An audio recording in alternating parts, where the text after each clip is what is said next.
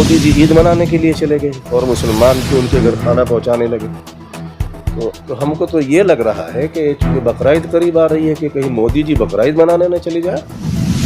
अगर इनकी 400 तो नहीं, हाँ 140 सीटें इनकी आ रही है। ये गुंडों की पार्टी है, इस पे क्या कहेंगे? लेकिन माना जाता है कि अगर कोई पार्टी चुनाव लड़ रही है, अगर वो कोई चीज़ मैनिफेस्टो में लाती है तो 99% उम्मीद होती है कि उसको फॉलो किया जाएगा।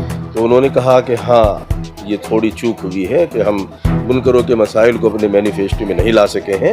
इस समय हम लोग खैराबाद में हैं। खैराबाद जो कि घोसी लोकसभा का मोहम्मदाबाद गोहना विधानसभा का ये क्षेत्र है और आज खैराबाद में समाजवादी पार्टी के जो माइनॉरिटी के उत्तर प्रदेश के उपाध्यक्ष हैं मौलाना नज़र मोहम्मद कासमी साहब, वो खैराबाद में आए हुए हैं प्रचार के सिलसिले में। हमसे मुलाकात हुई है, तो चलिए आपसे भी मिलवाते हैं और कुछ सवाल करते हैं कि आप मौलाना साहब, सबसे पहले तो आपका बहुत बहुत स्वागत है बोलेगा भारत में। जी शुक्रिया।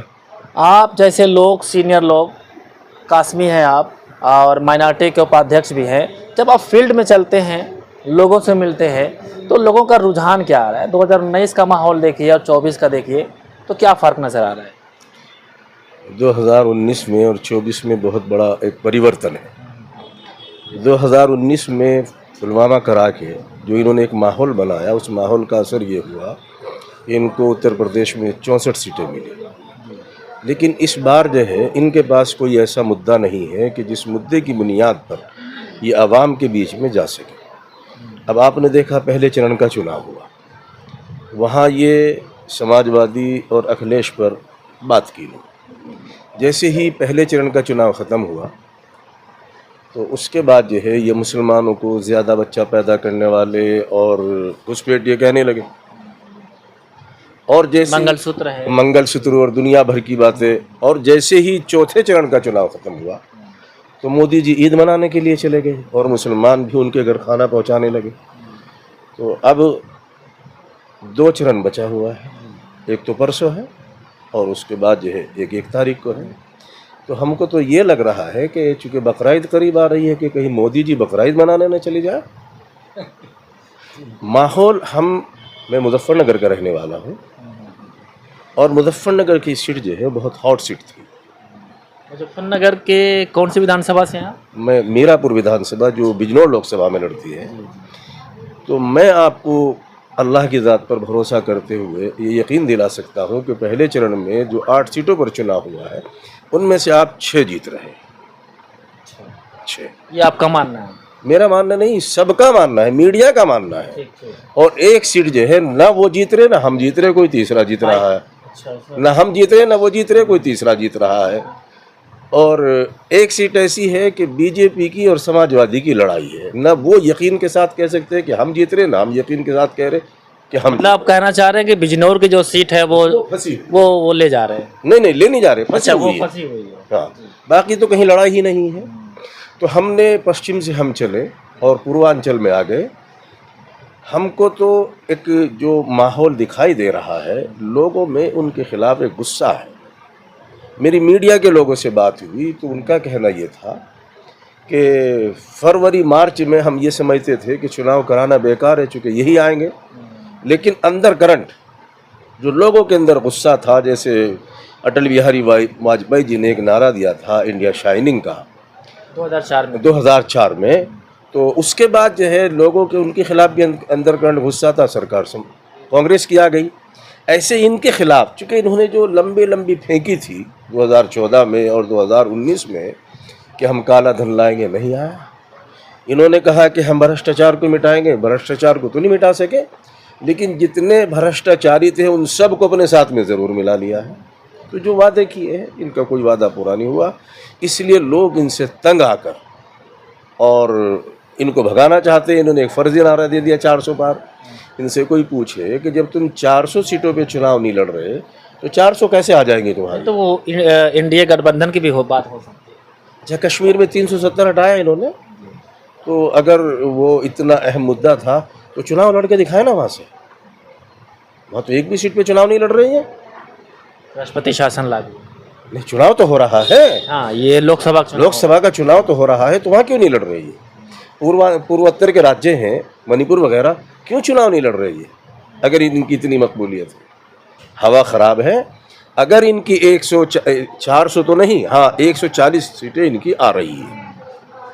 मतलब अखिलेश यादव जो कह रहे हैं वही बात मौलाना साहब दोहरा रहे हैं। आप मौलाना हैं, मौलाना नज़र मोहम्मद कासमी साहब, आप सभ्य हैं, लेकिन पिछले एक हफ्ता में अखिलेश यादव जी जो रैली करने पहुंचे थे इलाहाबाद फूलपुर में, और फिर 2 दिन पहले शायद पूर्वांचल का एक और क्षेत्र था, आजमगढ़ में रैली हुई है। वहाँ पर जो युवा कार्यकर्ता हैं समाजवादी पार्टी के, वो बहुत हो हल्ला मचा रहे थे, ईंट पत्थर चलाया गया और कुर्सियाँ तोड़ी गईं। और फिर उसके बाद रिएक्शन आता है बीजेपी के जो उत्तर प्रदेश के मुख्यमंत्री योगी आदित्यनाथ, वो बोल रहे हैं कि ये गुंडों की पार्टी है। इस पर क्या कहेंगे? देखिए, आदमी अपने आईने में अपने चेहरे में दूसरों को देखता है। आईने में जो है, जब आदमी आईने में, आईना समझते हैं ना, उसमें देखेगा तो अपना चेहरा नज़र आएगा। तो अपना चेहरा आईने में नज़र आ रहा है। देखिए, समाजवादी के लोग जो हैं, हम आजमगढ़ में जब हमारे राष्ट्रीय अध्यक्ष जी आए, हम भी वहाँ मौजूद थे, हमने देखा कोई बस हमको वहाँ नज़र नहीं आई। बस से नहीं लाया गया लोगों को। मैं भी था वहाँ, बस तो नहीं। बस देखिए आपने कोई ऐसा साधन देखा कि जिससे लोगों को लाया गया हो? देखा? ये लोगों के अंदर जो एक अंदर करंट है और बीजेपी के खिलाफ जो नफरत है, लोग बिन बुलाए इतनी बड़ी भीड़ आ रही है। और जब देखिए मजमा जो है, हमने इंतज़ाम किया है मिसाल के तौर पर 1 लाख का, आदमी 5 लाख पहुंच जाए तो अफरा तफरी तो होगी। और ये तो अपने नेता से मोहब्बत है कि लोग उनसे मिलने के लिए लाठी डंडा खाने के लिए भी तैयार हैं। आपके यहाँ तो कोई बुलाकर भी और पैसे देकर भी आप बुला रहे, जब भी आप आपके यहाँ कोई आने के लिए तैयार नहीं है। उनके यहाँ तो कोई आने के लिए तैयार नहीं है, इसलिए इस तरह की बात कर रहे हैं वो। आप मुझे बताते उनकी रैली में कहाँ इतनी भीड़ हो रही है? और मोदी जी तो यहाँ रो भी रहे हैं, बनारस में तो मोदी जी रो भी रहे हैं, लेकिन उनके रोने के बाद भी जो है भीड़ इकट्ठी नहीं हो रही है। तो मौलाना साहब, आप जिस क्षेत्र में आप बैठे हुए हैं, ये बुनकर की नगरी है, बहुत सारे बुनकर हैं यहाँ पर। बुनकरों के बारे में समाजवादी पार्टी ने जो अपना मैनिफेस्टो जारी किया या इंडिया गठबंधन ने जारी किया, दोनों लोगों ने अपना बुनकरों के नाम पर कोई भी चीज़ उन्होंने अपनी मैनिफेस्टो में नहीं रखी है। आखिर ऐसा क्यों? देखिए, ये तो उस वक्त हो सकता है कि राष्ट्रीय अध्यक्ष जी या राहुल गांधी जी के जहन में या उनको किसी ने नहीं बताया, भूल चूक भी हो सकती है। लेकिन अगर आप कल आजमगढ़ की सभा में थे तो हमारे राष्ट्रीय अध्यक्ष जी बुनकरों की जो परेशानियां हैं उनकी, वो स्टेज से, मौलाना साहब वो स्टेज से तो बोले थे, लेकिन माना जाता है कि अगर कोई पार्टी चुनाव लड़ रही है, अगर वो कोई चीज़ मैनिफेस्टो में लाती है तो 99% उम्मीद होती है कि उसको फॉलो किया जाएगा। तो वो चीज़ नहीं है मैनिफेस्टो में, ये मैं पूछ रहा था। उसके बाद मुबारकपुर में एक मीटिंग हुई है, गुड्डू जमाली जी थे, वो हेलीकॉप्टर में उनके साथ आए थे। उन्होंने वहाँ उस सभा में ये बात कही है कि राष्ट्रीय अध्यक्ष जी को हमने बताया तो उन्होंने कहा कि हाँ, ये थोड़ी चूक हुई है कि हम बुनकरों के मसाइल को अपने मैनिफेस्टो में नहीं ला सके हैं, लेकिन हम आपसे वादा कर रहे हैं कि मतलब वो स्वीकार कर रहे हैं कि गलती हुई है। नहीं, देखो भूल चूक तो आदमी से होती है ना। अगर वो स्वीकार कर रहे हैं तो ठीक है, भूल चूक तो हो सकती है ना, इंसानी से तो भूल चूक होती है। तो देखिए, उन्होंने इसलिए खुले मंच से ये बात कही है। और आप जानते हैं कि हमारे राष्ट्रीय अध्यक्ष जी जो बात कहते हैं वो करते हैं, उनका इतिहास है। तो अभी मौलाना नज़र मोहम्मद कासमी साहब से बात करके इतना तो पता लगा कि बुनकरों की जो लगातार मांग उठ रही थी कि हमारा कोई मुद्दा न तो इंडिया गठबंधन के मैनिफेस्टो में है और ना ही समाजवादी पार्टी के, तो शायद इनका कहना है कि वो भूल गए होंगे, वो भूल चूक हो सकती है, ये पॉसिबल है। लेकिन उम्मीद है कि बुनकरों के लिए सरकार, अगर सरकार बदलती है तो कुछ ना कुछ करेगी। तो फिलहाल यहाँ पे सिचुएशन यही है कि समाजवादी पार्टी के जो नेता हैं, जहाँ पे चुनाव खत्म हो चुका है, वहाँ के नेता 5वें, 6ठे और 7वें चरण के लिए आए हुए हैं। प्रचार अपने स्तर से बड़ी मजबूती से ये लोग कर रहे हैं। तो एक बहुत ही कड़ा मुकाबला हो रहा है 6वें और 7वें चरण में भी। मैं अपने कैमरामैन इमरान अहमद के साथ फैसल अंसारी, बोलेगा भारत।